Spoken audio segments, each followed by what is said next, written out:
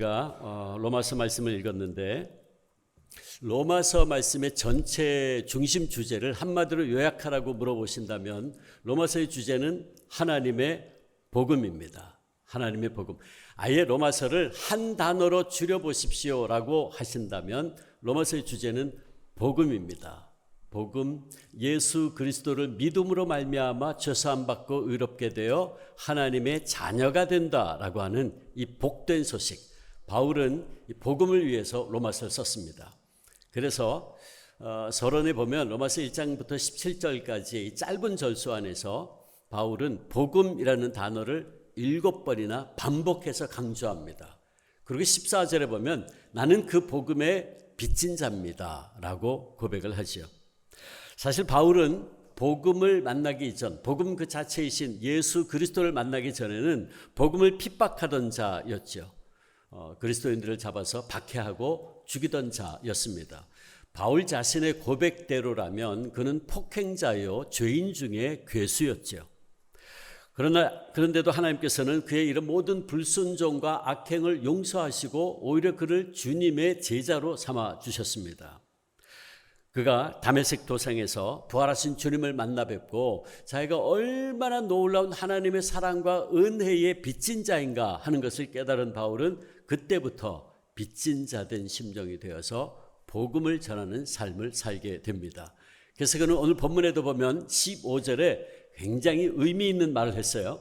그러므로 나는 이야기합니다. 할 수 있는 대로 로마에 있는 너희에게도 복음 전하기를 원하노라 고백합니다. 근데 여러분, 우리가 이 말씀을 다시 한번 좀 깊이 묵상할 필요가 있어요. 왜냐하면 지금 바울이 로마서를 쓰고 있어요. 로마서 하나님 말씀이잖아요. 근데 이 로마서 편지를 지금 로마 교회를 향해서 보내고 있습니다.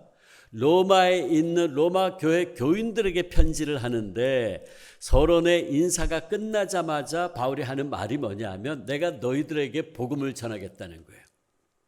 교인들한테 편지를 보내는데 로마서 편지를 보내는데 복음을 전하겠다. 여러분 이거 좀 이상하지 않나요? 복음은 주로 누구에게 전하는 거죠? 안 믿는 얘기에 전하는 거예요.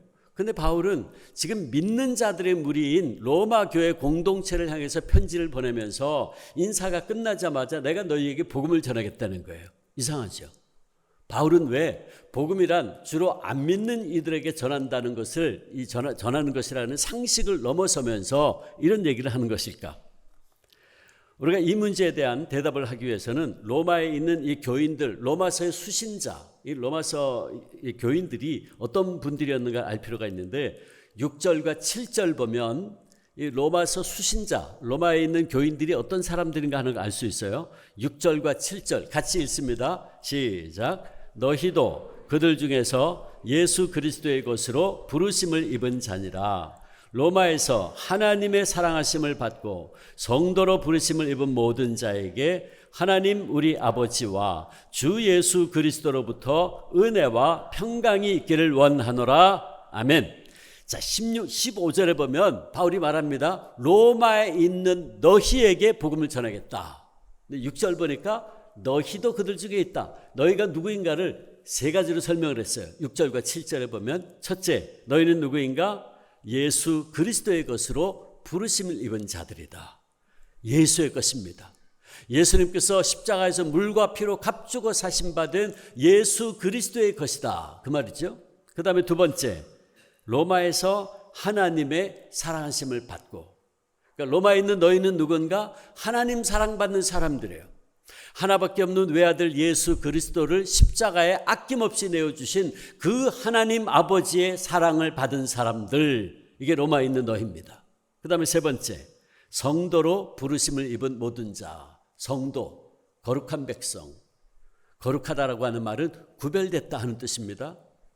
그러니까 성도는 거룩한 백성이고 거룩한 백성은 구별된 백성이에요. 세상의 많은 사람들 가운데서 내가 너희를 따로 내 백성으로 구별지어 세웠다. 이 말이죠. 이게 성도입니다. 자, 그러면 로마에 있는 너희는 누군가? 예수의 것입니다. 하나님 사랑받는 자들입니다. 성도로 부르심을 입은 자들이에요. 이 세 가지 신분은 바로 저와 여러분들의 아이덴티티입니다. 저와 여러분은 예수의 것입니다. 하나님 사랑받는 자들입니다. 성도로 부르심을 입은 자들입니다.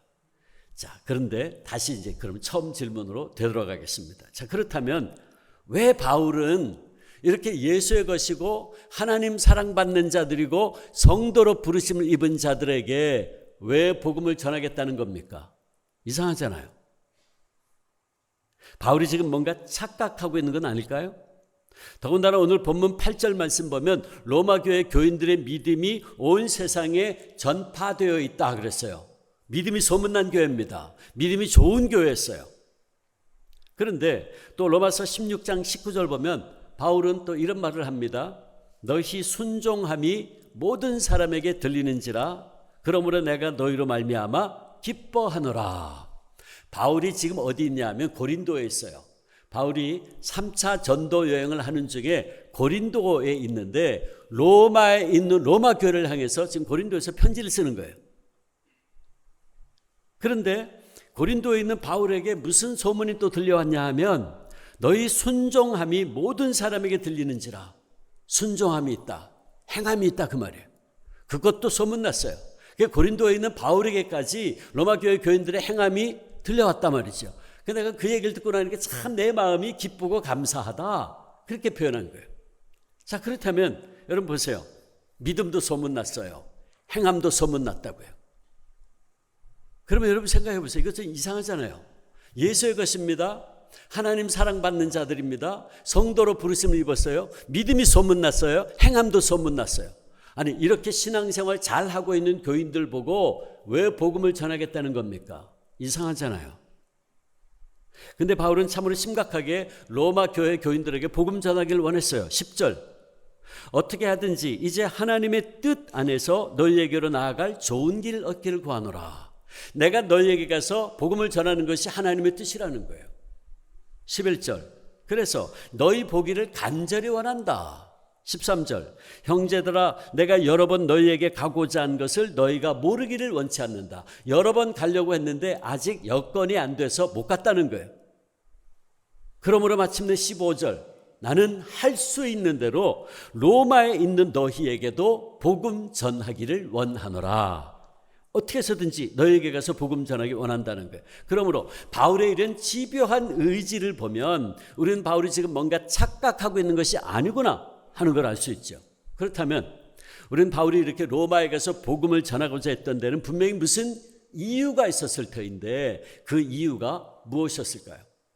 제가 성경 주석을 코멘터리를 쭉 찾아보니까 대답이 10가지가 넘어요. 그 10가지를 다 설명을 하면 여러분들 가운데 또 많은 분들이 하나님의 사랑을 받고 주무실 것 같아. 하나님 사랑받는 자들에게 뭘 주시는도다? 잠을 주시는도다. 그래서 설명 안 하겠습니다. 그냥 결론만 말씀드리는데 결론이요 간단해요. 대단한 게 아니에요. 아주 쉽습니다. 아주 단순해요. 근데 우리는 이게 너무 당연하니까 이걸 잊고 지내고 있는 건 아닌지 모르겠어요. 대답은 이겁니다. 복음은 하나님을 알지 못하는 세상 사람들에게만 필요한 것이 아니라 이미 하나님을 믿고 있는 사람들에게도 여전히 필요하다는 것입니다. 로마에 있는 너희에게 내가 복음을 전하겠다는 바울의 이 말은 복음은 로마 교회에 또다시 들려져야 된다라는 뜻이죠. 복음은 믿는 자들에게도 계속해서 들려져야 된다라는 말씀입니다. 왜 그럴까요? 우리가 이에 대해서 대답하려면 또 잠시 로마 교회에 대해서 알아볼 필요가 있어요. 로마 교회는 어떤 교회인가? 로마 교회를 누가 세웠나? 모릅니다. 누가 세운지 몰라요. 그러나 적어도 바울이 지금 고린도에서 로마에 세워진 교회를 향해서 로마서 편지를 쓸 때에 성경학자들은 말하기를 이미 그 교회가 역사가 25년은 되었을 것이다. 그렇게 이야기합니다. 따라서 이 교회가 역사가 25년 되다 보니까 로마 교회 안에 첫 믿음의 순수성과 첫사랑의 열정을 잃어버려가는 성도들이 나타나기 시작했다는 사실이에요. 이것이 로마 교회가 복음을 다시 들어야 했던 첫 번째 이유입니다. 게다가 두 번째, 로마 교회는 유대인들과 이방인들이 함께 신앙생활하는 혼합 공동체였어요. 헬라인들, 로마 사람들, 그 가운데서 예수를 믿게 된 이방인들이죠. 근데 유대파 그리스도인들, 유대인들 가운데 예수를 믿게 된 사람들, 이게 같이 신앙생활 하던 곳이었어요. 따라서 문제가 생겼는데 이 두 집단 사이에 갈등이 생겼어요. 어떤 문제냐면 누가 구원받느냐에 대한 해석이 갈라졌어요. 유대파 그리스도인들, 히브리파 그리스도인들 말하기를 우리가 구원받으려면 예수 그리스도를 믿고 또한 율법을 지키고 할례를 받아야 된다 그랬어요. 근데 이방인 그리스도인들은 아니야. 우리가 구원받는 것은 오직 예수 그리스도를 믿음으로 말미암아 구원받는 거야. 갈등이 생겼어요. 문제는 뭐냐 하면 로마 교회 안에 율법을, 할례를 구원의 조건으로 내세우는 사람들이 나타나기 시작했다는 사실이에요. 이것이 로마 교회가 복음을 다시 들어야 했던 두 번째 이유입니다. 게다가 세 번째, 그 당시 로마는 전 세계 죄악을 다 모아놓은 그런 곳이었어요. 우상을 섬기고 성적으로 문란하고 타락이 극에 달해 있었고, 그러면서도 정치적으로는 전 세계를 지배하던 교만한 도시, 이게 로마였어요. 그래서 하나님을 하나님으로 알지 아니하고 온갖 죄악의 불꽃이 넘실대는 도시가 로마였어요. 로마서 1장 18절부터 마지막 절까지를 보면 그 당시 로마에 살고 있던 사람들의 죄악된 모습이 쭉 설명되어 있는데 28절부터 31절까지 보면 이런 말씀이 있어요. 그들이 마음에 하나님 두기를 싫어하며 하나님께서 그들을 그 상실한 마음대로 내어버려 두었더니 합당치 못한 일을 하게 됐는데 어떤 일? 불의, 추악, 탐욕, 악의, 시기, 살인, 분쟁, 사기, 악독, 수근수근하고 비방하고 하나님을 미워하고 능욕하고 교만하고 자랑하고 악을 도모하고 부모를 거역하고 우매하고 배약하고 무정하고 무자비한 자라. 이게 그 당시 로마 사람들의 죄악된 모습이에요. 심지어 로마는 이미 2000년 전에 동성애를 하고 있었어요. 로마서 1장 26절 27절 여자들도 순리대로 쓸 것을 바꾸어 영리로 쓰며 그와 같이 남자들도 순리대로 여자 쓰기를 버리고 서로 향하여 음욕이 부릴 듯하며 남자가 남자로 더불어 부끄러운 일을 행하여. 로마는 벌써 2000년 전에 동성애를 하고 있었어요. 그러니까 로마는 전 세계 모든 죄악을 다 모아놓은 죄악의 진열장 같은 곳이었어요. 그러니까 로마는 망할 수밖에 없었습니다. 유혹이 많은 곳이었죠. 따라서 로마 교회는 세워진 지 25년이나 되었고 믿음과 순종이 소문난 교회였지만 이런 여러 가지 이유로 문제가 많았고 믿음이 흔들릴 가능성이 많이 있었습니다. 외적으로 그 당시 로마의 환경은 교인들에게 도전적이고 유혹이 많았죠. 또 내적으로는 믿음과 율법의 갈등이 있었어요. 그런가 하면 첫사랑의 감격과 열정을 잃어버리는 문제 등 로마교회 교인들 가운데는 이런저런 문제로 믿음이 흔들리는 사람들이 많이 있었습니다. 어떻게 알 수 있냐고요? 2000년 전에 로마교회를 가보지도 않았으면서. 11절 볼까요? 11절 같이 읽습니다. 11절 같이 시작. 내가 너희 보기를 간절히 원하는 것은 어떤 신령한 은사를 너희에게 나누어 주어 너희를 견고하게 하려 함이니. 자, 바울이 로마 교인들에게 내가 너희들의 믿음을 좀 견고하게 붙잡아 줘야겠다, 지금 그렇게 말하고 있죠. 그럼 여러분 생각해 보세요. 우리가 상식적으로 믿음이 아주 굳건한 사람을 보고 흔들림이 없는 사람 보고 야, 내가 네 믿음을 좀 굳세게 붙잡아 줘야겠다, 이런 얘기 할까요? 아니죠. 이 말은 뒤집어서 해석하면, 거꾸로 해석하면 무슨 뜻이에요? 로마 교회 교인들의 믿음이 어떻게 되고 있다? 흔들리고 있다, 그 말이에요. 흔들리는 너희의 믿음을 내가 다시 한번 굳세게 붙잡아 줘야겠다, 바울이 그 얘기를 하고 있어요. 그러면서 신령한 은사를 통해서 붙잡아야겠다. 여기 신령한 은사는 로마서 전체의 문맥을 통해서 해석하면 복음을 말하는 겁니다. 그러므로 바울은 복음을 통해서 믿음이 흔들리고 있는 너희를 다시 한번 굳세게 붙잡아 줘야겠다, 이 말을 하고 있는 거예요. 다시 말해 바울은 복음을 통해서 믿음의 감격과 믿음의 열정을 잃어버린 로마의 성도들에게 복음의 불을 다시 불붙여 주기를 원했던 겁니다. 바울은 은혜가 아닌 율법을 주장하는 사람들에게, 그리고 첫사랑의 감격을 잃어버린 성도들에게, 여러 가지 세상적인 유혹에 직면해 있는 그들에게 복음을 통해서 다시 한번 영적 재각성을 불러일으키기 위해서 로마서를 썼습니다. 이것이 바울이 로마서를 쓰게 된 중요한 동기입니다. 그리고 진실로 하나님께서는 이 로마서를 통해서 수많은 사람들이 로마서 말씀에 의해서 영적인 혁명을 경험하게 만드셨어요. 그래서 우리는 흔히 로마서를 교회 갱신의 성경이다 라고 말하죠. 우리는 지난 2000년 역사를 통해서 로마서 말씀을 읽다가 영적인 혁명을 경험했던 수많은 믿음의 선배들을 만납니다. 4세기의 어거스틴, 나이 30이 넘도록 방탕한 삶을 살았어요. 그의 어머니 모니카는 어거스틴을 위해서 눈물로 기도합니다. 그러던 어느 날 그는 로마서 13장 13절 14절 말씀 앞에 꼬꾸라졌어요. 나지와 같이 단정히 행하고 방탕과 술 취하지 말고 음란과 호색하지 말고 쟁투와 시기하지 말고 오직 주 예수 그리스도를 옷 입고 정욕을 위하여 육신의 일을 도모하지 말라. 그 말씀 앞에 거꾸러져서 회개하고 하나님께 돌아오죠. 그 다음에 16세기에 저 유명한 종교개혁가 마틴 루터도 마찬가지입니다. 그는 많은 기도와 금식과 극단적인 금욕생활을 했어요. 그런데도 불구하고 참 자유함과 구원의 확신이 없었어요. 루터는 원래 로만 카톨릭 수도사였어요. 나중에 신학 박사가 됐는데도 구원의 확신이 없는 거예요. 기쁨이 없었어요. 자유함이 없었어요. 아무리 금식을 하고 고행을 해도 구원의 확신이 없는 거예요. 그러다가 나중에 비텐베르그 대학에서 교수가 됩니다. 그리고 학생들에게 로마서 강의를 하다가 그는 마침내 참 빛을 발견하는데 그 말씀이 유명한 로마서 1장 17절 말씀이에요. 같이 읽어볼까요? 잘 아는 말씀이죠. 로마서 1장 17절. 네, 같이 읽습니다. 시작. 복음에는 하나님의 의가 나타나서 믿음으로 믿음에 이르게 하나니 기록된 바 오직 의인은 믿음으로 말미암아 살리라 함과 같으니라. 아멘.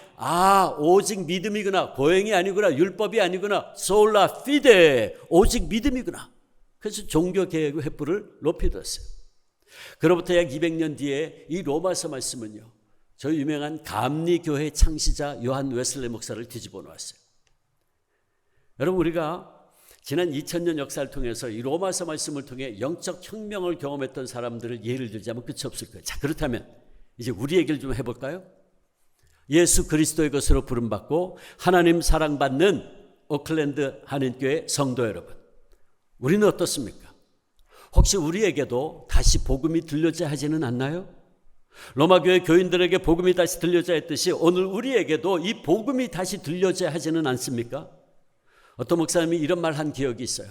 복음, 예수 그리스도를 정말로 필요로 하는 사람들이 오늘날 교회 밖에보다 교회 안에 더 많이 있다. 여러분 어떻게 생각하세요? 십자가 앞에서 다시 한번 깨어져야 할 사람이 교회 밖에 아니라 교회 안에 있고 하나님의 사랑 앞에서 그 굳고 교만한 마음이 녹아져야 될 사람들이 교회 밖에 아니라 교회 안에 더 많이 있다는 것입니다.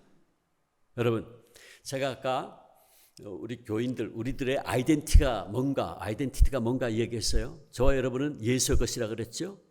저와 여러분은 하나님 사랑받는 자들이에요. 저와 여러분은 성도로 부르심을 입은 자들이라 그랬어요. 제가 이 세 가지를 오늘 반복해서 강조하며 이야기할 겁니다. 자, 그렇다면 제가 질문합니다. 예수 그리스도의 것으로 부르심을 받은 성도 여러분, 오늘 우리에게는 나는 예수의 것입니다 라는 확신과 감사가 있습니까? 바울이요, 로마서 14장 8절 보면 나는 사나 죽으나 주의 것입니다 라고 고백했어요. 여러분, 이 고백이 오늘 우리에게 있나요? 혹시 우리는 입술로는 나 하나님 사람입니다, 나 예수의 것입니다 라고 말은 하지만 삶을 통해서는 여전히 내가 내 삶의 주인 되어 있지는 않나요? 제가 한동안 담임 목사로 섬겼던 교회에서 그 당시 46살밖에 되지 않던 한 성도님이 갑자기 뇌졸중으로 미처 손을 쓸 틈도 없이 세상을 떠난 사건이 있었습니다. 그분은 제가 참 잊을 수 없는 분 가운데 한 분이에요. 근데 제가 섬기던 교회 안에 아주 심한 우울증으로 고통받는 분이 있었어요. 그래서 어느 주일날 주일 저녁 예배까지 다 마치고 여러분들이 그 우울증 환자 댁에 신방을 갔는데 이 한시성을 가진 집사님도 같이 갔어요. 같이 가서 예배 마치고 나오는데 이 집사님이 그 우울증 환자의 등을 두드려드리면서 우리 나중에 시간 있으면 기도원 같이 올라가서 기도합시다라고 위로해 주시던 집사님이 닷새 뒤에 그렇게 가실 줄은 꿈에도 생각지 못했어요. 금요일날 새벽에 연락이 왔어요. 뇌졸중으로 쓰러졌다고. 서울에 있는 한양대학 응급실에 실려갔다고. 달려갔습니다. 이미 의식이 없었습니다. 그리고 그 길로 그는 그렇게 우리 곁을 떠나갔습니다. 얼마나 황망했던지. 그러나 우리는 그 황망함 속에서도 그분을 떠나보낼 수 있었어요. 왜냐하면 그분이 가신 곳이 어딘지 너무나 분명히 알고 있었기 때문입니다. 그는 많이 배운 분은 아니었어요. 언젠가 저한테 와가지고 그런 얘기를 해요. 목사님, 저는 가방끈이 짧아요. 많이 배우지 못했다는 거죠. 하루 벌어 하루를 힘들게 살아가던 그런 분이었어요. 그러나 얼마나 순수한 심령을 소유한 분이었는지 몰라요.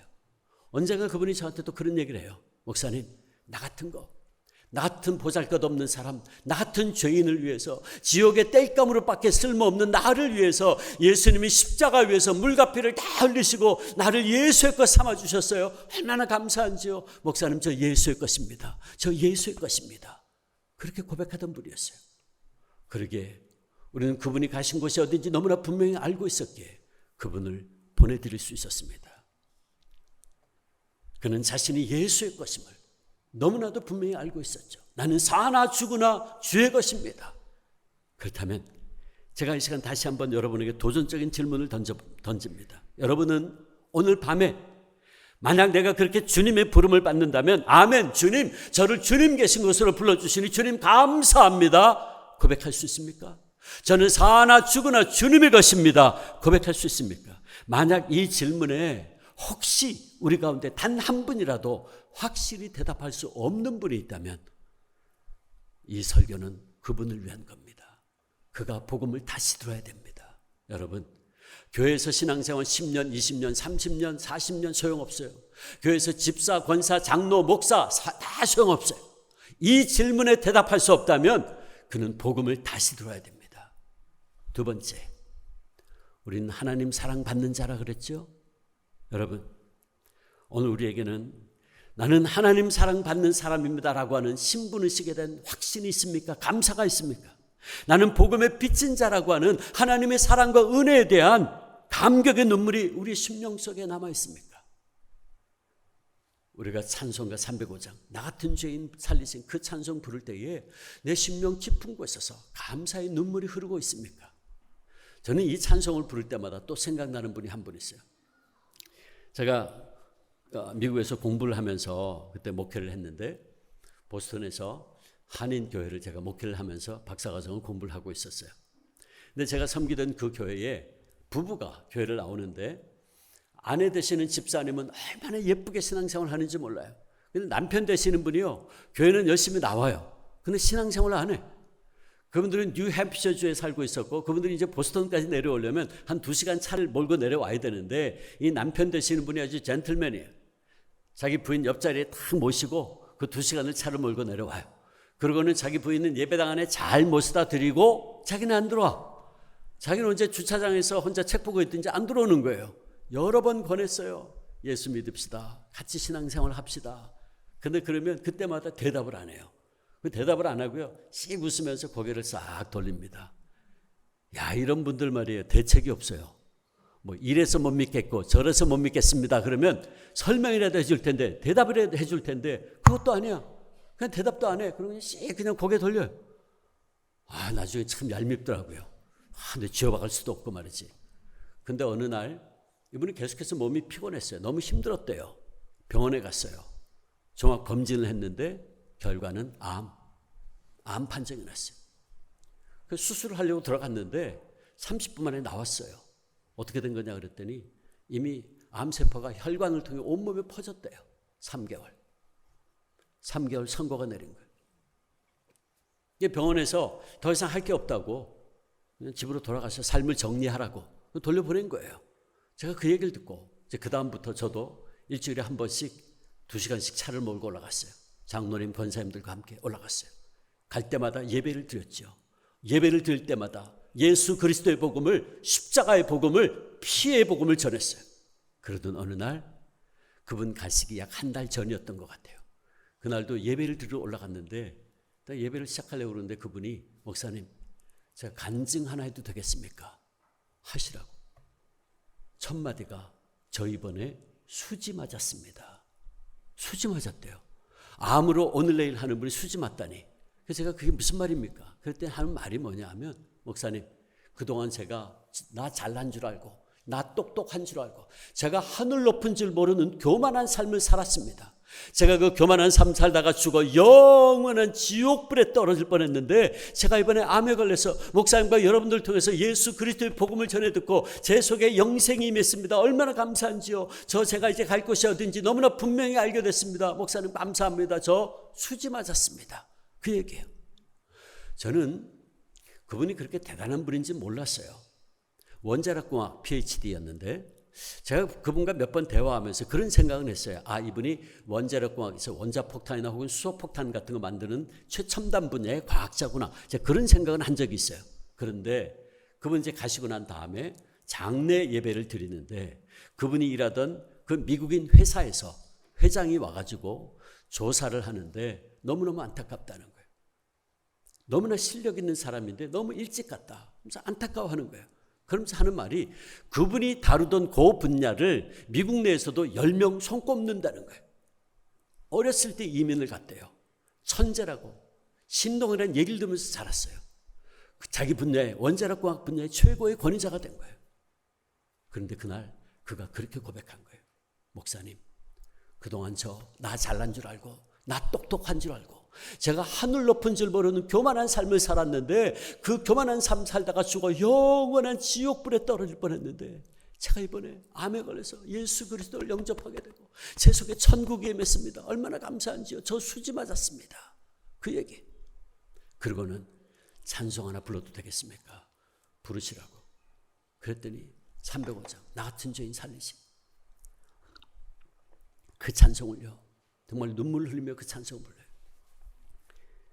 나 같은 죄인 살리신 주의 놀라워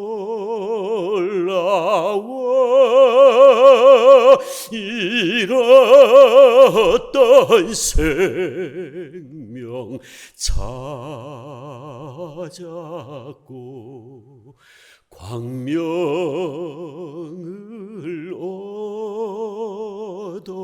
얻었네. 눈물을 흘리며 그 찬송을 불러요. 저희들은 그날 그 찬송을 정말 기쁨에 감격의 눈물을 흘리면서 같이 그 찬송을 불렀던 기억이 있어요.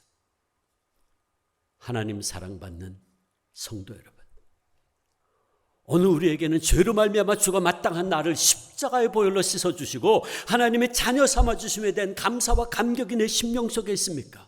만일 저와 여러분의 심령 가운데 이 감사의 눈물이, 이 감격의 눈물이 메말라 있다면 바로 저와 여러분이 복음을 다시 들어야 될 사람들이에요. 이상하게도요, 오늘 한국교회 안에 보면 믿음 생활 오래 한 분일수록 그 싸늘하게 식어버린 신앙, 예수님은 온데간데 없고 율법적인 신앙으로 두꺼워지고 반들반들해진 얼굴을 하고 앉아있는 모습을 봅니다. 특별히 저처럼 이 모태신앙 가진 분들 가운데 그런 사람들 많아요.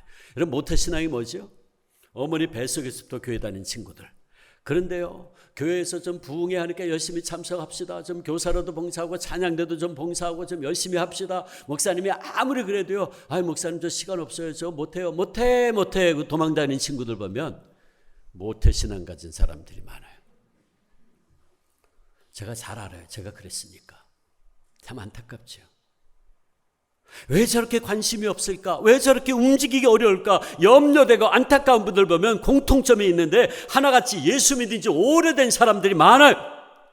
어머니 뱃속에서부터 수십 년을 교회 출석하고 신앙생활합니다. 그리고 집사도 되고 권사도 되고 장로도 되고 목사가 됐는데 근데 자기는 다 한다고 큰 소리 쳐요. 그런데 움직이지 않아요. 순종하지 않아요. 자기 마음대로 하려고 그래.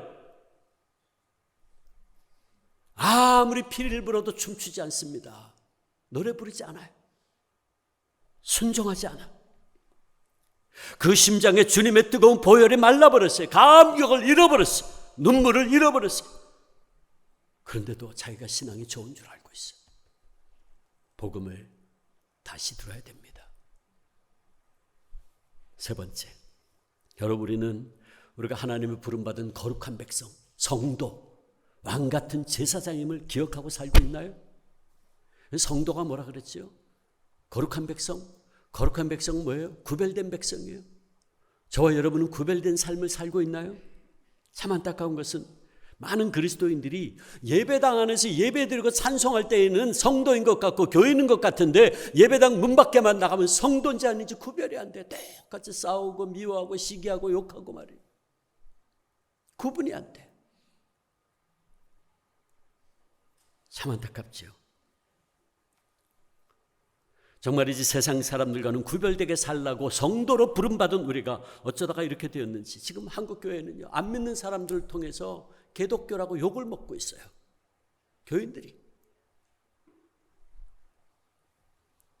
오늘 우리에게는 정말 나는 구별된 자라고 하는, 나는 성도라고 하는 자의식이 있습니까?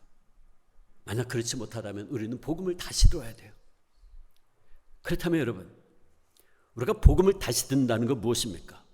거창하게 생각하지 마세요. 복음을 다시 듣는다는 것은 예수님을 항상 생각하는 거예요. 그리고 예수님 때문에 내가 무엇이 되었는지를 늘 생각하고 감사하는 거예요. 그게 뭐죠? 세 가지예요. 복음을 다시 듣는다는 것, 지금까지 제가 말씀드린 것. 첫째, 예수님이 날 위해서 십자가 위에서 모든 값을 다 치루어 주셔서 내가 예수의 것 되었다는 것, 그걸 계속해서 묵상하세요. 감사하세요. 나는 누굽니까? 나는 예수의 것입니다. 우리 모두는 예수의 것이. 내가 내 인생의 주인이 아닙니다. 우리는 예수 그리스도의 소유된 백성이에요. 우리는 오직 예수 그리스도께서 피로 값주고 사신 받은 예수의 것입니다. 고린도전서 3장 23절, 너희는 그리스도의 것이요 그리스도는 하나님의 것이니라. 고린도전서 6장 19절 20절, 너희는 너희 자신의 것이 아니라 값으로 예수님의 피값으로 산 것이 되었으니 그런즉 너희 몸으로 하나님께 영광을 돌려라. 고린도전서 7장 23절, 너희는 값으로 사신 것이니 예수 그리스도의 피값으로 사신 것이니 사람들의 종이 되지 말라. 그렇습니다. 우린 예수님께서 피로 값주고 사신 예수 그리스도의 소유된 백성들이에요. 근데 여러분, 한번 생각해 보세요. 저와 여러분이 예수의 것 되기 위해서 한 일이 무엇이 있습니까? 우리가 무엇으로 우리의 죄값을 다 치르고 자유할 수 있었습니까? 구원받을 수 있었습니까? 우리가 루터처럼 막 고행을 하고 혹은 뭐 착한 일을 많이 하고 구제를 많이 하면 구원받을 수 있나요? 우리가 뭐 로또에 당첨이 돼서 예를 들어서 교회 앞에 뭐 10억, 100억을 헌금을 하면 내 죄사함 받고 구원받을 수 있나요? 그래서 예수의 것 될 수 있습니까? 아니잖아요. 우리가 어떻게 예수의 것이 될 수 있었죠? 예수님께서 십자가 위에서 다 이루었다. 다 이루었다. 테텔레스타이, 이 헬라 말이 무슨 뜻이냐 하면 값을 다 치루었다, 그런 말입니다. 예수님께서 십자가 위에서요 값을 다 치루었다 그러셨어요. 너희들의 죄값을 내가 다 치루었다 그 말이에요. 예수님의 피로만. 그 말씀. 그래서 우리가 예수의 것 됐어요. 그래서 우리가 구원받았다고요. 에베소 1장 7절, 우리는 그리스도 안에서 그의 은혜의 풍성함을 따라 그의 피로 말미암아 속량 곧 죄사함을 받았느니라. 아멘. 그래서 우리가 구원받은 거예요. 이 얼마나 놀라운 복음입니까? 이보다 더 귀한 소식이 어디 있어요? 이 얼마나 놀라운 사랑의 이야기입니까? 그러므로 두 번째, 복음을 다시 듣는다는 것은 주님이 십자가 위에서 나를 얼마나 사랑하셨는지를 늘 묵상하세요. 늘 감사하세요. 그것이 복음을 다시 듣는 거예요. 여러분, 나는 누굽니까? 우린 누굽니까? 우리는 말로도 알 수 없는, 무엇으로도 바꿀 수 없는 하나님 아버지의 놀라운 사랑과 은혜를 받은 빚진 자들이에요. 그러므로 내가 하나님의 놀라운 십자가의 사랑을 입고 부르심을 입은 하나님의 백성임을 늘 묵상하세요. 늘 감사하세요. 그것이 복음을 다시 듣는 거예요. 자, 그런데 또 생각해 볼까요? 저와 여러분이 하나님의 아버지의 엄청난 사랑을 받을 자격이 있었나요? 저는 아무리 생각해도 제가 하나님 아버지의 그 십자가의 사랑을 받을 자격이 있었다고 생각되지 않아요. 그런데 하나님께서는 저와 여러분을 위해서 예수님을 십자가에 못 박았다고요. 저와 여러분이 달려야 될 십자가의 주님이 대신 달리셨어요. 저와 여러분이 맞아야 될 채찍을 주님이 대신 맞으셨어요. 저와 여러분이 찔려야 될 창에 주님이 대신 찔리셨어요. 저와 여러분이 받아야 될 멸시와 천대와 침뱉음을 주님이 대신 받으셨어요. 저와 여러분이 흘려야 될 물과 피를 주님께서 대신 다 흘리셨어요. 이 얼마나 놀라운 사랑의 이야기입니까? 그러므로 내가 얼마나 놀라운 이 십자가의 사랑을 입고 있는지 늘 감사하세요. 늘 묵상하세요. 그것이 복음을 다시 듣는 거예요. 세 번째, 내가 하나님의 거룩한 성도임을 늘 기억하세요. 나는 누굽니까? 나는 하나님의 거룩한 백성이에요. 물론 우리는 여전히 연약해요. 그래서 또 넘어져요. 또 죄를 져요. 저도 마찬가지예요. 그리고 그럴 때마다 사탄은 우리를 공격해요. 겉봐, 야, 그러도 네가 성도야? 그러도 네가 목사냐? 나는 네가 지난밤 무슨 짓 했는지 다 알고 있어. 사탄은요, 그렇게 우리를 공격해요. 비난해요. 근데요, 하나님 아버지는 그렇게 말씀하지 않아요. 하나님은 이렇게 말씀하세요. 사랑하는 아들아, 사랑하는 딸아, 너는 내 거야. 내가 너의 그 연약함 때문에, 그 연약함을 위해서 내 아들을 십자가에 못 박은 거야. 너를 내 것으로 수많은 사람들 가운데 내 백성으로 세웠어. 내 아들 예수의 피는 네가 지은 과거의 죄, 네가 연약하게 지금 짓고 있는 죄, 앞으로도 지을 죄도 다 용서하고도 남음이 있어. 네가 고백하기만 하면 내 아들 예수의 피는 너의 모든 죄를 씻고도 남아. 너는 내 거야. 너는 성도야. 누가 말해도 너는 거룩한 백성이야. 너는 왕같은 제사장이야. 주님은 그렇게 말씀하세요. 제 얘기가 아니잖아요. 하나님 말씀입니다. 베드로전서 2장 9절. 너희는 택하신 족속이요, 왕같은 제사장들이요, 거룩한 나라요, 그의 소유가 된 백성이니. 사랑하는 여러분, 그래서 우리가 성도가 됐습니다. 그래서 우리가 왕같은 제사장이 된 거예요. 이게 복음이잖아요. 무엇이 복음입니까? 내가 값없이 예수의 것이 되었다는 것, 내가 무슨 하나님 사랑 받을 만한 자격이 있는 것이 아니었는데 나를 무조건적으로 사랑해 주신 하나님 아버지의 그 은혜, 수많은 사람들 가운데 내가 남들보다 잘나거나 똑똑하거나 가진 건 많지 않지만 그럼에도 불구하고 나를 하나님의 거룩한 백성으로 불러주신 것, 이게 복음이잖아요. 그러므로 우리는 계속해서 이 귀한 사실을 감사하고 묵상해야 돼요. 이게 복음을 다시 듣는 거예요. 우리가 이렇게 늘 복음을 붙잡고 다시 들을 때에 은혜가 메말라 병들어버린 우리의 심령 속에 또다시 은혜의 단비가 내리게 됩니다. 그리고 말라 비틀어진 내 심령이 하늘에서 쏟아져 내리는 은혜의 단비를 맞고 다시 한번 소생하는 기쁨과 감격이 되살아나게 되죠. 그래서 주 예수 그리스도의 이름만 들어도 또다시 눈물이 흐르고 내 심령 깊은 곳에서 감사와 감격이 넘쳐나고 마침내 바울처럼 복음의 빚진 자 되어서 복음을 전하지 않으면 견딜 수 없는 심령이 되는 겁니다. 여기 복음의 빚진 자 된 심령으로 죽어서 사랑하는 부모님을 예수님께 인도한 한 초등학생의 이야기가 있습니다. 이 아이는 초등학생이었지만 정말 복음의 빚진 자 된 심령을 소유한 아이였어요. 근데 이 아이의 엄마는 예수를 믿지 않았습니다. 이 아이는 그 사실이 너무 안타까웠어요. 그래서 늘 생각하기를, 예수를 나만 믿어서는 안 되는데 엄마도 믿어야 되고 아빠도 믿어야 되는데, 늘 그 생각이에요. 그래서 엄마 보고 예수 믿자고 졸라대요. 주일이 되면 아빠 보고 교회 가자고 졸라댑니다. 근데 이 엄마 아빠는요, 아들이 그렇게 하는 것이 단지 귀엽기만 했어요. 그래서 그래 너 먼저 나가, 너 먼저 믿어, 엄마 아빠는 나중에 시간 있으면 갈게, 적당히 넘어갔어요. 그러던 어느 날 너무나 안타깝게도 이 아이가 학교에서 집으로 돌아오다가 교통사고를 당하고 맙니다. 그리고 주님 품에 안겼죠. 부모의 슬픔은 이루 말할 수가 없었습니다. 하루는 이 아버지가 죽은 아들이 사용하던 방에 들어가서 아들의 유품을 하나하나 만져봅니다. 도저히 버릴 수가 없습니다. 아이가 입던, 아이의 땀내음이 나는 옷도 만져보고, 아이가 읽으며 즐거워하던 동화책도 만져보고, 아이의 손때가 묻어있는 장난감도 만져보면서 쓰리고 아픈 가슴을 적시고 있었어요. 그러다 문득 이 아빠가 노트를 하나 발견합니다. 그 노트는 아들의 일기장이었습니다. 그리고 그 일기장을 펴본 아빠는 기절할 것 같이 놀라고 말아요. 왜냐하면 그 일기장에는 아들이 죽기 이틀 전에 쓴 이런 기도문이 적혀 있었기 때문입니다. 이 아이는 이렇게 기도하고 있었어요. 하나님, 우리 엄마 아빠 꼭 예수 믿게 해주세요. 하나님, 엄마 아빠가 예수 믿기 위해서 내가 죽어야 한다면 나는 죽어도 좋아요. 내가 죽어서라도 엄마 아빠 예수 믿게 해주세요. 이 아이는 그렇게 기도하고 있었어요. 이 아빠는 아들의 유언과도 같은 기도문을 읽다가 충격을 받습니다. 후회합니다. 예수를 믿는다는 것이 이렇게도 중요한 것이었던가? 예수를 믿는다는 것이 이렇게 생명까지 내어놓고 내가 믿어야 했던 일이었던가? 그는 마침내 그 자리에서 무릎을 꿇습니다. 그리고 하나님 앞에 자신의 교만과 죄를 회개합니다. 그리고 자신의 아들이 그렇게도 원했던 예수 그리스도를 주님으로 영접하는 고백 기도를 합니다. 아들의 생명과 자신의 구원을 맞바꾼 셈이 되고 말았어요. 여러분, 이야기는 실화입니다. 이 이야기의 아버지는 지난 4반세기 동안 전 세계에서 수많은 대학 청년들을 주님께 인도한 대학생 선교회 CCC 국제본부 부총재 이야기입니다. 사랑하는 오클랜드 교회 성도 여러분, 오늘 우리에게 이 어린아이의 복음의 빚진 자 된 간절한 심령이 있습니까?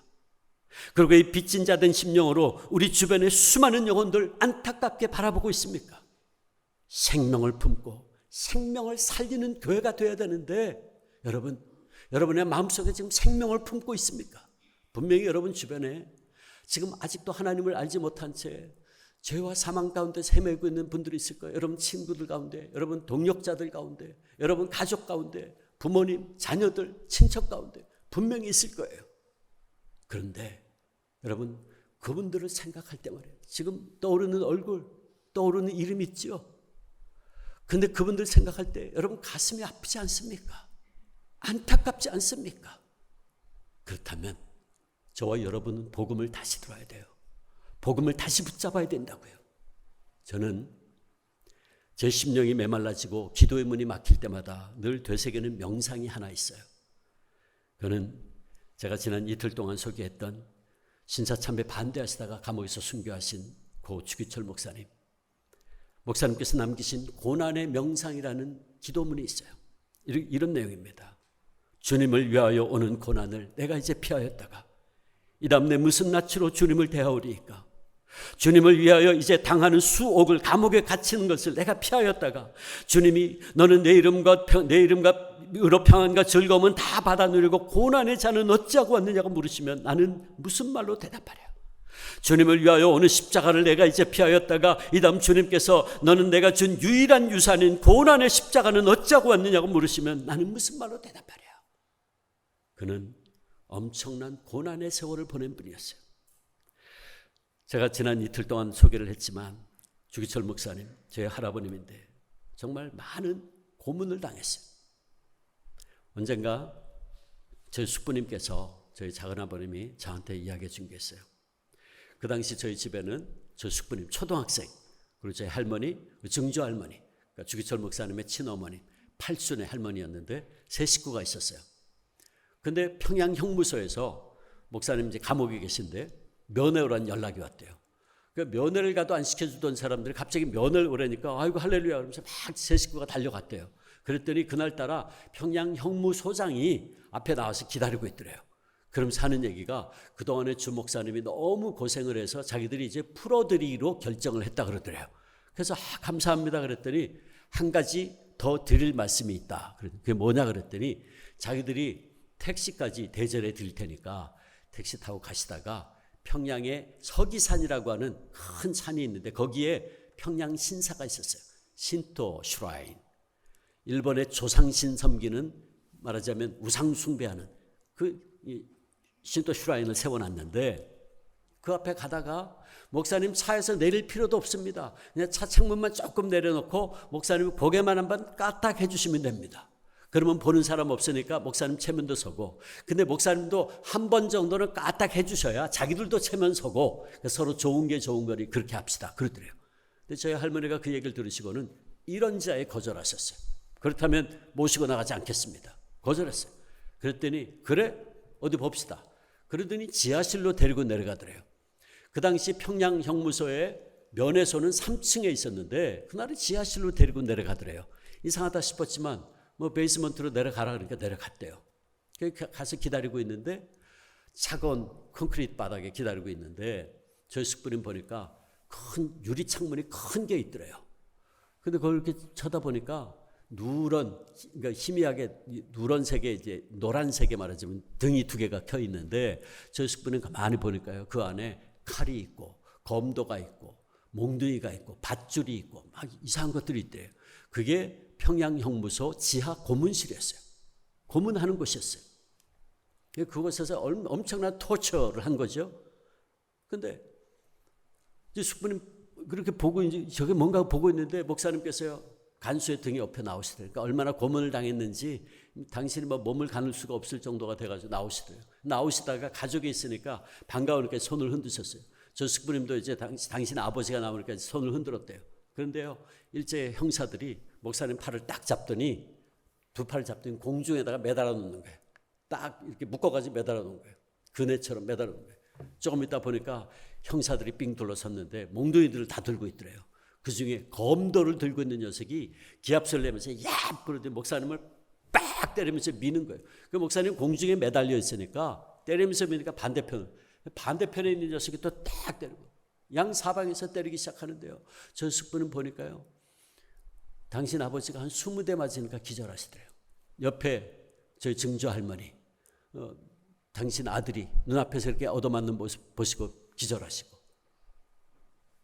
그 기절하신 분을요. 찬물을 끼얹더니 정신 차리고 앞에 의자를 놓고는 마주보게 하더래요. 조금 있다가 형사들이 2사람이 나오더니요. 저희 할머니한테 사모님이죠. 네 남편 빨리 회유하고 그리고 신사참배하게 하고 절하게 하고 데리고 나가라 하면서 막 윽박지르는데 저희 할머니 안 듣죠. 그냥 계속 눈 감고 기도하시는 거야. 그랬더니 그중에 한 녀석이 약이 올랐는지요. 저희 할머니를 발로 뻥 차가지고 저리 나가 동그라지는데 형사 둘이서 달려와가지고 발로 차고 짓이기면서 별의별 욕을 다 하더래요. 그런데요. 저희 할머니 온몸은 그러고 계속 기도만 하시는 거예요. 그랬더니 나중에는 그 형사들이 이 지독한 년이라고 욕을 하더니 안으로 들어가더래요. 들어가더니요. 목사님 그 큰 유리문 앞에 있는데 그 유리문 앞에 의자 책상이 있는데 목사님은 그 위에 눕히더래요. 바로 이제 지금 건너편에서 보고 있는 거죠. 유리문을 통해서 보는데 눕히더래요. 조금 있다 보니까 누런 주전자를 가져오는데 주전자 안에 물이 가득 들어있더래요. 그런데 조금 있다 보니까 고춧가루를 가져와 가지고요. 그 주전자에다 고춧가루를 풀더래요. 고춧가루 물을 가지고요. 아주 독한 페퍼를 그냥 엄청나게 매운 거를 그래가지고 하더니 목사님 책상 위에 눕혀놓고요. 끝이 이렇게 눕혀놓은 거예요. 그러고는 일제 형사들이 팔, 다리, 온몸을 찍어 누르고요. 입을 강제로 벌려서 고춧가루 물을 입에 들이붓기 시작하는 거예요. 그 들이붓는데 처음에 목사님이 그 고춧가루 물이 들어오니까 얼마나 고통스러워요. 그러니까 막 반항하고 이제 흔들죠. 흔들다 보니까 이제 그 고춧가루 물이 기도로 넘어가는 거예요. 그런데 더 고통스럽죠. 막 콜록콜록 하는데 저 숙부님 보니까 자기 아버지가 조금 있다가 축 처지더래요. 기절을 하시는 건지 더 이상 반항할 힘이 없었겠죠. 그런데 계속 들이붓더래요. 그랬더니 입으로 코로 반은 흘러내려가고 하는데요. 그걸 들이마시지 않으면 숨을 못 쉬니까 마실 수밖에 없는 거예요. 보니까 자기 아버지 배가요. 이렇게 농구공처럼 부어오더래요. 한 주전자를 다 들이붓더니 그 다음에요. 목사는 배 위에다가 의자를 하나 올려놓더래요. 그러더니 형사들이요. 가족들 보고 보라고 두드리면서 보라고 하더니 조금 있다가 2 녀석이요. 목사님 배 위에 의자 위에다가 털썩 주저앉는데 조금 있다 보니까 목사님이요. 억 하는데 입에서 코에서 눈에서 귀에서 붉은 게 흘러나오는데 핀지 고춧가루 물인지 저 숙부님 그걸 보고 너무 충격받아가지고 실어증에 걸렸어요. 말을 못하는 거예요. 말하는 걸 잃어버렸어요. 충격에. 그래가지고 몇 년 동안 말을 못하는 거예요. 엄마도 안 돼가지고 바보같이 돼버렸어요. 저 증조 할머니, 당신 아들이 그렇게 당신 눈앞에서 비참하게 고문당하는 모습 보고 거의 완전히 실성하셨어요. 그래서 나가가지고 밖에서 길거리 다니면서 지나가는 사람 아무나 붙잡고 내 아들 주목사 살려달라고 막 울부짖고 돌아다니고 비참했어요. 그렇게 결국은 목사님 7년 동안 고문 끝에 순교하셨어요. 순교하신 다음에 시신을 가져가라고 연락이 왔어요.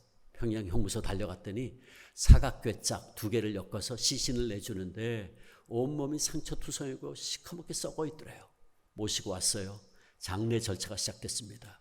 저희 아버님 그 당시에 중학생 나이고 저희 숙부님 이제 12살쯤 됐을 때인데 장례 절차가 시작돼서 평양 산저여교 교인들이 달려오고 그래서 이제 장례 절차를 하는데 저희 할머님이 직접 저희 할아버님 시신을 닦았어요. 그걸 염한다 그러죠. 한국에서 염한다 그러는데 시신을 닦았는데 흰 볼을 덮고 이제 시신을 닦으려니까 흰 볼을 이렇게 들고 이제 닦아야 되니까.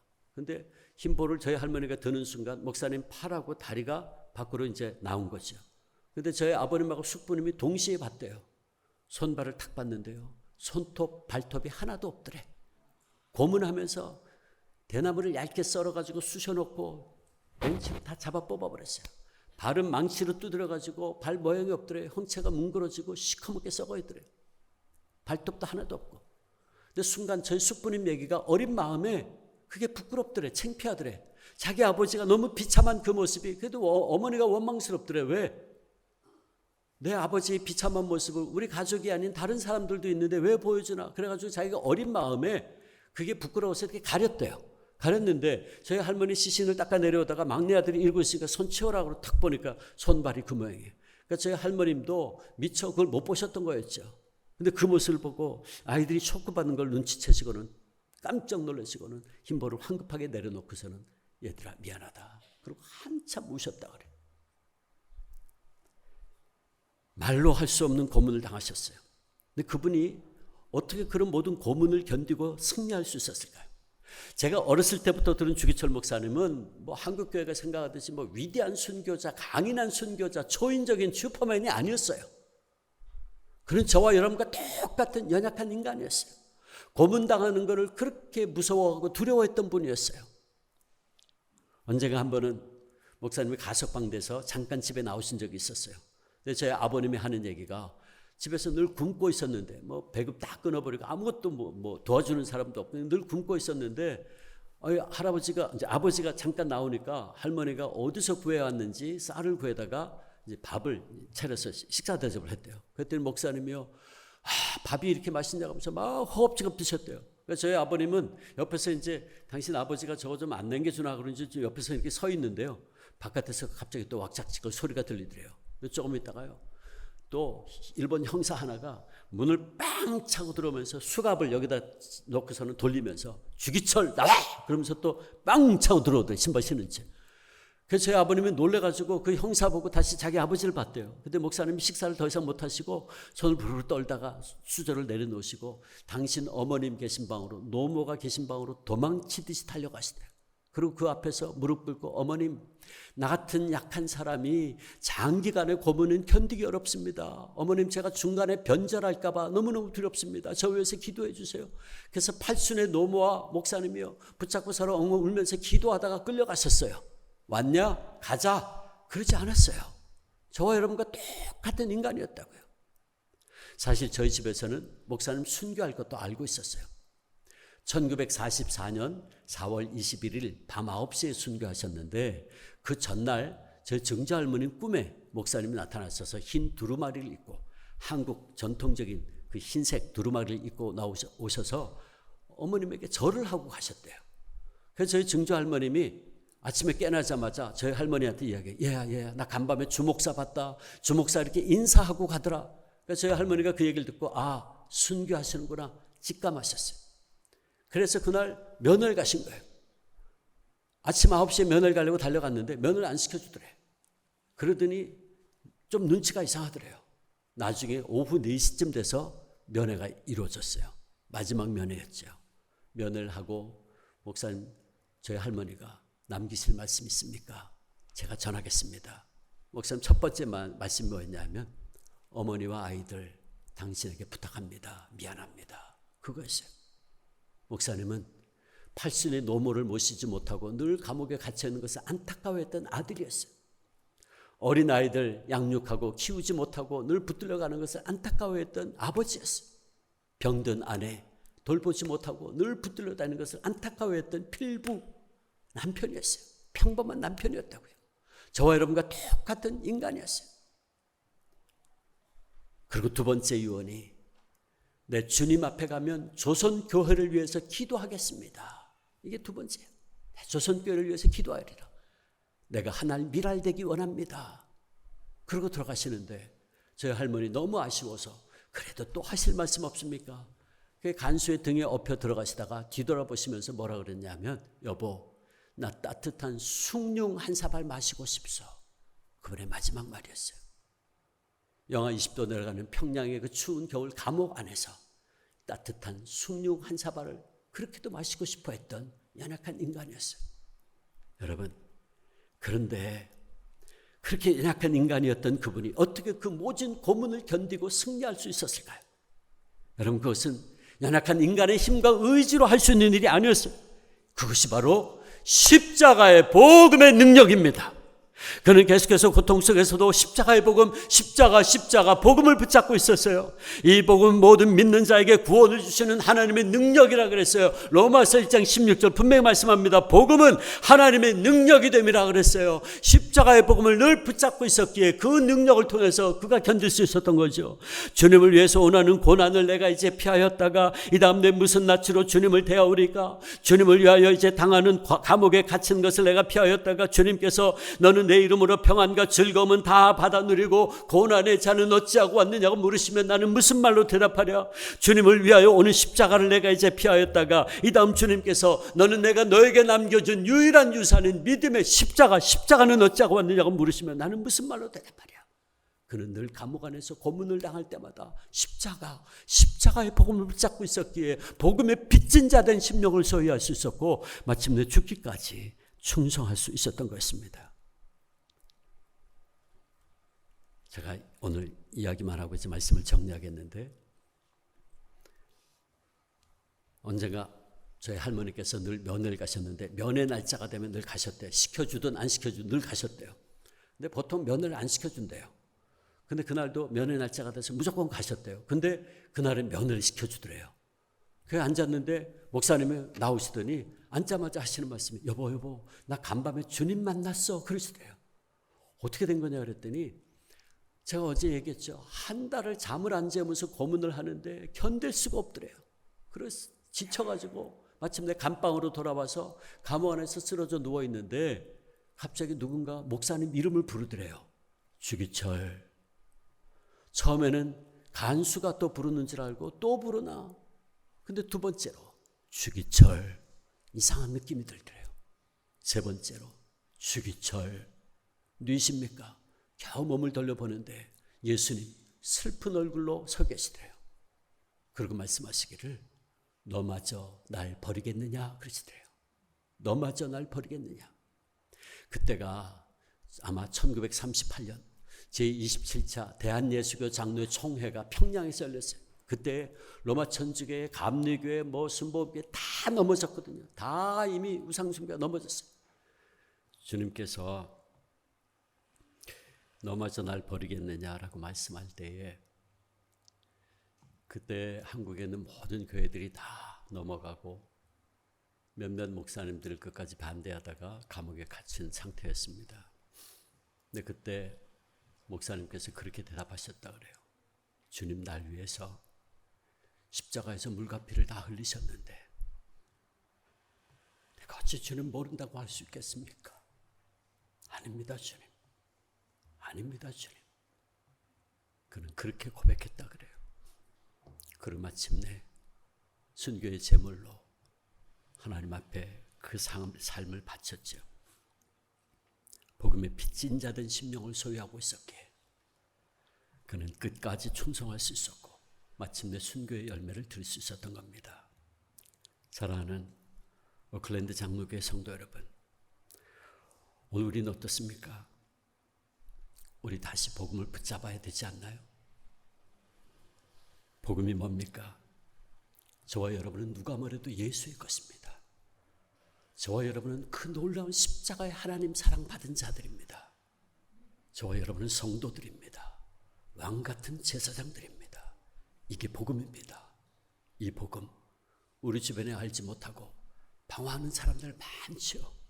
그들에게 이 복음 전해야 되지 않겠습니까? 생명을 우리 마음속에 품고 생명을 전하는 우리 오클랜드 장로교회 모두가 되길 바라고 십자가의 복음 들고 나아가 이 복음 증거하며 승리의 삶을 살아가는 귀한 성도님들 다 되시기를 주의 이름으로 축원합니다.